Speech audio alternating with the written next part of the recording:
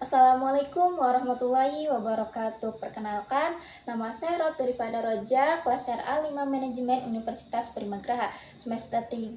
Saya di sini memenuhi tugas UTS yang telah diberikan kepada dosen pengampu Teori Ekonomi Bapak Muhammad Teguh Setiadi, SEMM, CTMP, CMC, CPGAM, CPLM, CIB. Baiklah, saya di sini akan menerangkan 5 materi teori ekonomi. Materi yang pertama yaitu tentang konsep dasar ekonomi mikro. Sebelum itu, apa sih konsep dasar ekonomi mikro? Baiklah, kita akan menjelaskan tentang konsep dasar ekonomi mikro. Ekonomi mikro adalah cabang ilmu yang mempelajari perilaku individu atau perusahaan dalam membuat keputusan terkait alokasi sumber daya yang terbatas. Alat analisis ekonomi terdapat grafik dan kurva. Grafik dan kurva ini digunakan untuk menghubungkan variabel ekonomi seperti kurva permintaan dan penawaran atau kuantitas barang. Alternatif sistem ekonomi dibagi menjadi 3, yaitu yang pertama ekonomi sosialis, yang kedua ekonomi syariah, yang ketiga ekonomi kapitalis. Yang pertama yaitu ekonomi sosialis. Ekonomi sosialis di mana negara lebih banyak mengontrol penguasa ekonomi dibanding swasta. Tujuannya untuk mengurangi kesenjangan ekonomi agar semua orang memiliki akses yang sama dalam sumber dayanya. Yang kedua, ekonomi syariah. Sistem ini didasarkan prinsip-prinsip Islam seperti larangan riba. Yang ketiga, yaitu ekonomi kapitalis. Konsep yang menggabungkan prinsip kapitalis dengan nilai etika, moral, dan agamanya. Materi yang kedua yaitu tentang elastisitas permintaan dan penawaran. Elastisitas permintaan dan penawaran adalah yang mengukur seberapa sensitif jumlah barang atau jasa yang diminta atau ditawarkan terhadap perubahan harga. Jenis elastisitas permintaan terbagi menjadi 3, yaitu elastisitas harga, elastisitas pendapatan, dan elastisitas silang. Elastisitas harga adalah mengukur perubahan jumlah barang yang diminta akibat perubahan harga.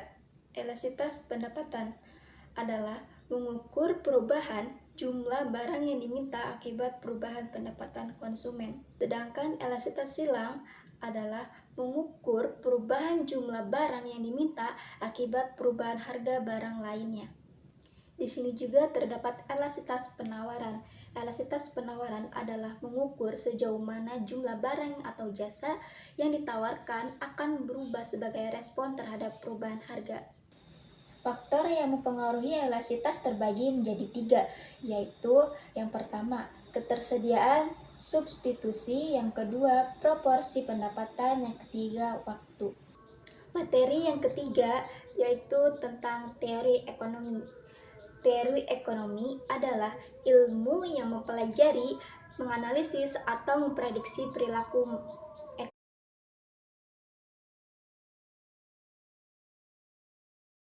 Materi yang ketiga yaitu tentang teori ekonomi. Teori ekonomi adalah ilmu yang mempelajari, menganalisis, atau memprediksi perilaku ekonomi. Di dalam teori ekonomi terdapat masalah ekonomi.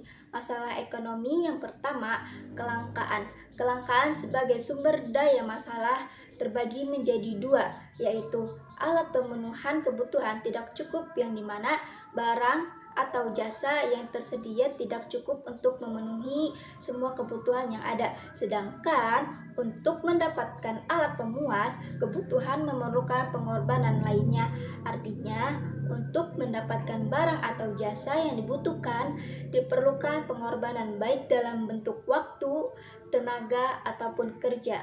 Nah, faktor penyebab kelangkaan ini terbagi menjadi 3. Yang pertama, peningkatan jumlah penduduk menyebabkan permintaan sumber daya meningkat sedangkan ketersediaan menurun. Yang kedua, perbedaan letak geografis yang tidak merata di seluruh wilayah. Yang ketiga, yaitu lambatnya perkembangan teknologi sehingga dapat menghambat efisiensi produksi dan distribusi.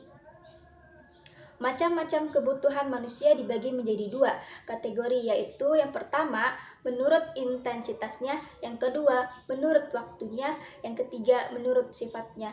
Yang pertama, menurut intensitasnya.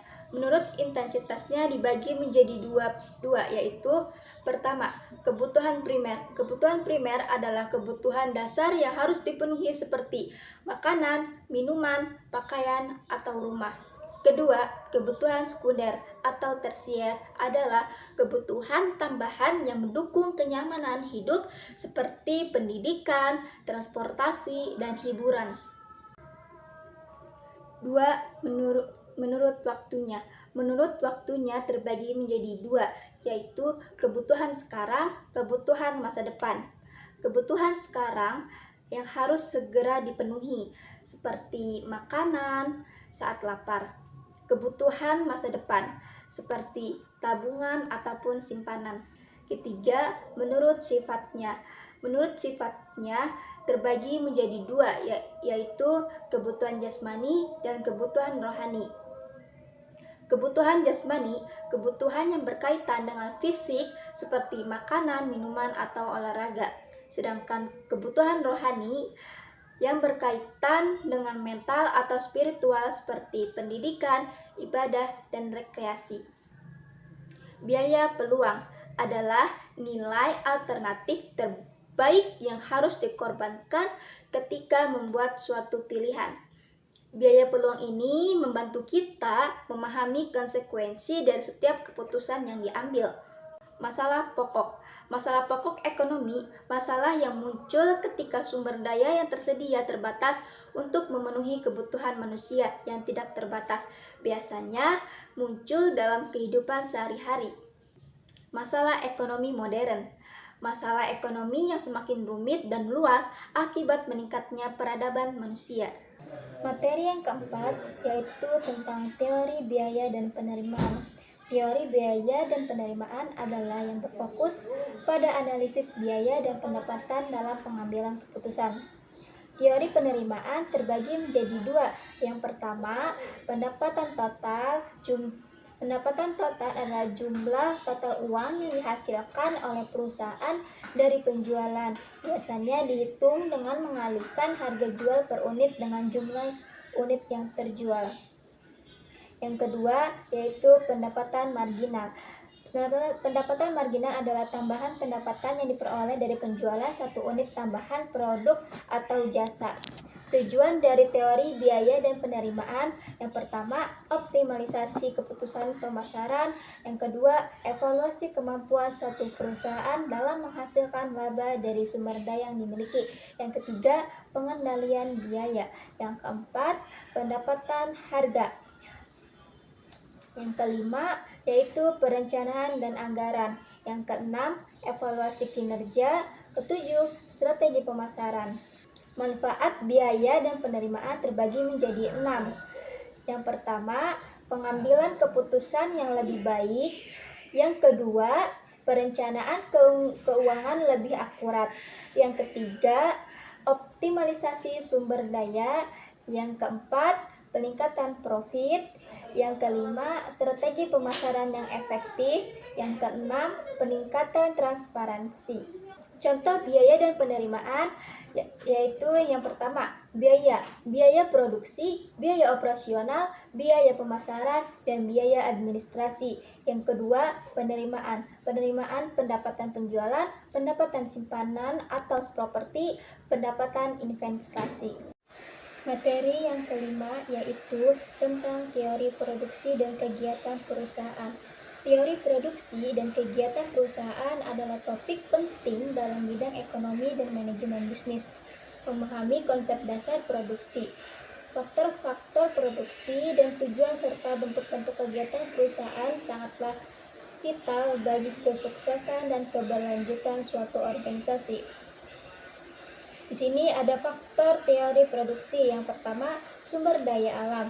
Salah satunya adalah tanah. Tanah termasuk sumber daya alam, lokasi, dan infrastruktur yang digunakan dalam proses produksi. Yang kedua yaitu sumber daya. manusia atau karyawan. Salah satunya adalah tenaga kerja. Tenaga kerja kemampuan fisik dan mental yang digunakan dalam proses produksi. Yang ketiga, sumber daya keuangan. Salah satunya adalah modal. Modal termasuk peralatan, mesin, dan dana yang digunakan untuk membiayai kegiatan produksi.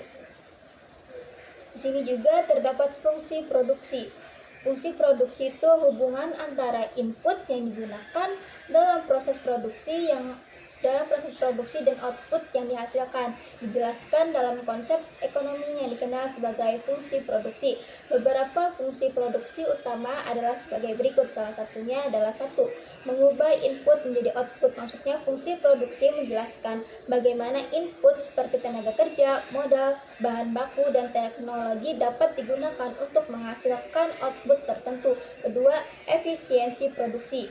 Membantu dalam menentukan kombinasi input yang paling efisien untuk menghasilkan output yang paling banyak dan paling murah. Yang ketiga, perencanaan dan pengandalian. Ini digunakan untuk merencanakan kebutuhan input dan mengawasi proses produksi agar sesuai dengan target output. Yang keempat, analisis produktivitas, membantu mengevaluasi efisiensi dan produktivitas berbagai faktor berkontribusi pada produksi. Yang kelima, keputusan, memberikan dasar bagi manajemen untuk keputusan tentang strategi alokasi sumber daya dan produksi. Di sini juga terdapat jangka waktu produksi. Perusahaan menentukan kombinasi input yang tepat untuk menghasilkan sejumlah output. Salah satunya itu ada 1, jangka pendek atau short run, terdiri dari input tetap dan variabel. Input variabel seperti tenaga kerja dan bahan baku dapat disesuaikan sesuai kebutuhan produksi. Sebaliknya, faktor produksi tetap seperti mesin dan bangunan tidak dapat diubah dalam waktu singkat. Perusahaan tidak mudah keluar atau masuk industri karena mereka beroperasi dalam skala tetap. Yang kedua, jangka panjang atau long run. Semua input adalah variabel. Ini berarti bahwa perusahaan memiliki kemampuan untuk mengubah semua komponen produksi, termasuk modal dan tenaga kerja, untuk menambah atau mengurangi ukuran operasi mereka. Perusahaan dapat memutuskan untuk keluar atau masuk dari industri berdasarkan keuntungan yang diharapkan. Produktivitas. Dalam teori produksi ada beberapa cara yang dapat digunakan untuk meningkatkan produktivitas. Salah satunya yaitu 1. Ekstensifikasi, meningkatkan produktivitas dengan cara menambah jumlah faktor produksi yang digunakan. Kedua, intensifikasi, dilakukan dengan cara memaksimalkan kapasitas faktor produksi yang ada. Yang ketiga, rasionalisasi, peningkatan produktivitas dilakukan dengan mengeluarkan kebijakan-kebijakan yang dapat meningkatkan efisien produksi, yang terdiri dari mekanisme mengubah sifat padat karya menjadi padat modal dengan menggunakan mesin-mesin modern. Selanjutnya ada spesialisasi, membagi pekerjaan sehingga suatu orang hanya bertanggung jawab pada satu jenis pekerjaan saja. Selanjutnya yaitu ada standarisasi, membuat standar tertentu. Tujuan kegiatan perusahaan yang pertama, memaksimalkan keuntungan. Yang kedua, menjaga keberlanjutan usaha. Yang ketiga, memenuhi kebutuhan pelanggan. Yang keempat, menciptakan nilai tambah. Bentuk-bentuk kegiatan perusahaan terdapat 1. Produksi. Produksi kegiatan mengubah input menjadi barang atau jasa yang bernilai. Kedua, perdagangan. Perdagangan kegiatan jual beli produk atau layanan untuk memenuhi kebutuhan pelanggan. Yang ketiga, ada jasa. Jasa yaitu kegiatan penyediaan layanan yang memberikan manfaat bagi konsumen. Yang keempat, logistik. Logistik ini kegiatan penyimpanan, penanganan, dan distribusi barang atau jasa. Selanjutnya terdapat pengelolaan sumber daya perusahaan terbagi menjadi 4. Yang pertama, 1. Perencanaan, menentukan tujuan dan alokasi sumber daya yang optimal. Kedua, pengorganisasian, mengatur struktur, tugas, dan tanggung jawab sumber daya. Yang ketiga, pengarahan, memimpin dan memotivasi sumber daya untuk mencapai tujuan. Yang keempat, pengendalian, memantau dan mengevaluasi kinerja sumber daya. Yang selanjutnya yaitu efisiensi dan efektivitas produksi. Yang pertama, efisiensi, kemampuan untuk menghasilkan output maksimal dengan input minimal. Kedua, efektivitas, kemampuan untuk mencapai tujuan dan memenuhi kebutuhan pelanggan. Yang ketiga, optimalisasi, penyelarasan efisiensi dan efektivitas untuk memaksimalkan kinerja produksi. Kendala dan tantangan dalam produksi itu terbagi menjadi 4. Yang pertama, salah satunya adalah keterbatasan sumber daya. Perusahaan harus mengatasi kendala terkait bahan baku, kinerja, modal, dan teknologi yang terbatas. Selanjutnya, kedua, persaingan kompetitif. Perusahaan harus bersaing dengan kompetitor untuk memperebutkan pangsa pasar. Yang ketiga, fluktuasi permintaan. Perusahaan harus beradaptasi dengan perubahan permintaan pasar yang dinamis. Keempat, regulasi. Regulasi kebijakan. Perusahaan harus memenuhi berbagai peraturan dan kebijakan pemerintah yang berlaku. Kesimpulan dari video ini bahwa konsep dasar ekonomi mikro mempelajari perilaku individu dan perusahaan dalam membuat keputusan mengenai alokasi sumber daya yang terbatas. Fokusnya adalah pada mekanisme pasar yang menentukan harga barang dan jasa serta kuantitas yang diproduksi dan dikonsumsi. Elastisitas permintaan dan penawaran mengukur seberapa responsif permintaan atau penawaran terhadap perubahan harga atau barang. Faktor lainnya, elastisitas harga permintaan mengukur perubahan jumlah barang yang diminta akibat perubahan harga barang tersebut. Elastisitas harga penawaran mengukur perubahan jumlah barang yang ditawarkan akibat perubahan harga barang tersebut. Elastisitas pendapatan mengukur perubahan permintaan barang akibat perubahan pendapatan konsumen. Teori ekonomi yaitu berarti mencakup berbagai model dan prinsip yang digunakan untuk memahami bagaimana ekonomi berfungsi. Ini termasuk analisis permintaan dan penawaran, perilaku konsumen, dan struktur pasar. Selanjutnya, teori biaya dan penerimaan. Bahwasanya materi ini membahas bagaimana perusahaan menentukan biaya produksi dan penerimaan dari penjualan. Biaya tetap dan variabel. Biaya tetap tidak berubah dengan tingkat produksi, sedangkan biaya variabel berubah sesuai dengan tingkat produksi. Penerimaan total, rata-rata, dan marginal, yaitu bahwa total pendapatan dari penjualan penerimaan rata-rata adalah penerimaan per unit dan penerimaan marginal adalah tambahan penerimaan dari menjual satu unit tambahan.